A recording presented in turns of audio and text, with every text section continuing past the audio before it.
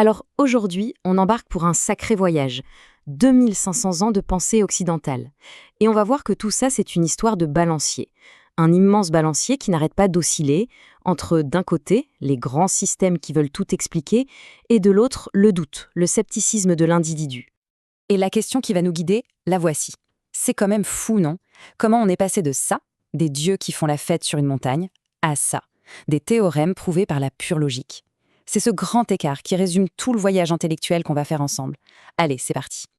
Bon, premier grand coup de balancier, on quitte le monde des mythes pour aller vers quelque chose de complètement nouveau, de révolutionnaire même, la recherche rationnelle. Il faut bien comprendre qu'avant la philo, il y avait le mythe. Et cette citation de Gilbert Muret, elle est parfaite pour ça. Elle décrit les dieux de l'Olympe comme une bande de chefs de guerre, des pirates royaux en quelque sorte. Ils se battent, ils mangent, ils s'amusent, mais travailler, sûrement pas. C'était ça, la vision du monde. Des dieux qui n'avaient rien créé, ils avaient juste conquis le monde. Imaginez un peu l'ambiance. Vivre sous le règne de divinités pareilles.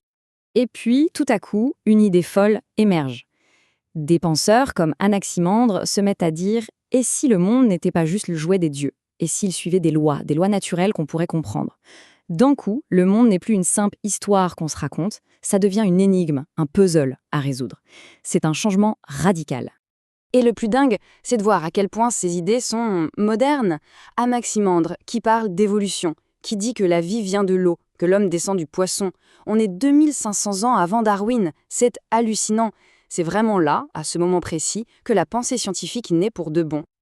Ok, donc on a eu ce premier élan vers la science. Mais le balancier, lui, il ne s'arrête jamais, et hop, il repart dans l'autre sens.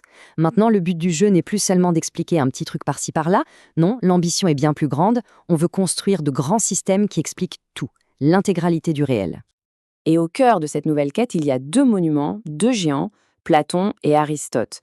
Pour faire simple, Platon, c'est celui qui a la tête dans les étoiles. Il regarde vers le haut, vers un monde parfait, le monde des idées, la justice parfaite, le cercle parfait, des choses qu'on ne peut atteindre que par la pure raison. Et puis, il y a Aristote. Lui, il a les pieds sur terre. Il regarde ce qui l'entoure, il touche, il observe, il s'intéresse à la matière. Et en fait, quasiment toute la pensée occidentale après eux, eh bien, ce sera une sorte de long dialogue entre ces deux manières de voir le monde. Alors là, attention, pendant plus de 1000 ans, la pensée chrétienne va faire une sorte de grande fusion. Elle va prendre ses idées grecques, les mélanger avec ses propres traditions et construire un système d'une puissance incroyable. C'est un moment où le balancier semble presque s'arrêter, comme s'il avait trouvé son point d'équilibre parfait.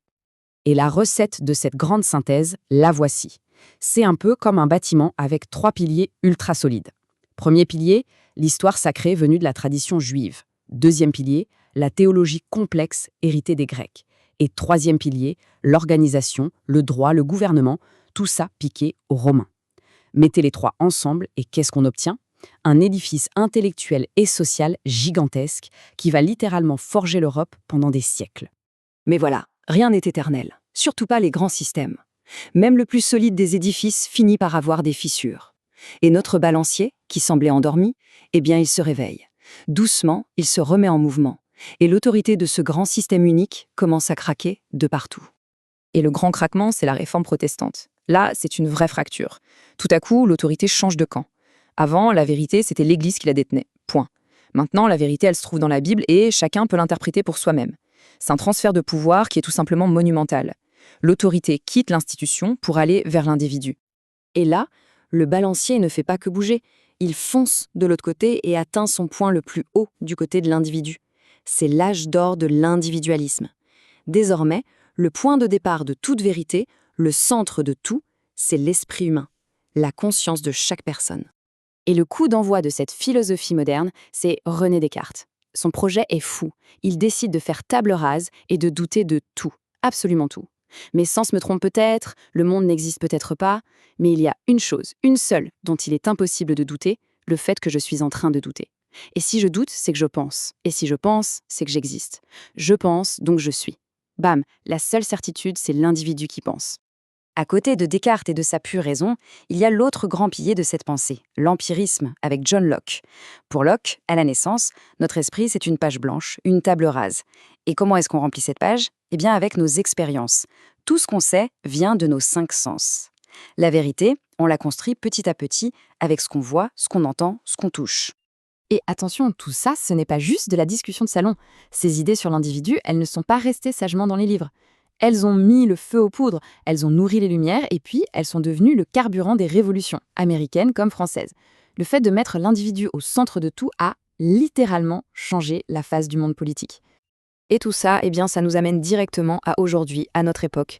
Une époque qui hérite de toute cette histoire, avec ses tensions et ses questions qui sont loin, très loin d'être résolues.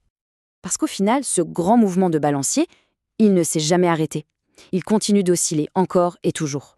Et cette tension, cette lutte permanente entre le besoin d'avoir un système qui nous donne des réponses claires, qui fait autorité, et de l'autre, cette envie de douter, de questionner par soi-même, eh bien c'est ça qui continue de définir notre monde. Et c'est la grande question pour nous aujourd'hui. À notre époque, noyé sous une avalanche d'informations, de quel côté penche le balancier ? Est-ce qu'on cherche désespérément un nouveau grand système, une vérité partagée à laquelle se raccrocher ? Ou au contraire, est-ce qu'on part vers un doute radical où chacun est seul avec sa propre vérité ? Le balancier oscille encore, et c'est à nous d'écrire la suite de l'histoire.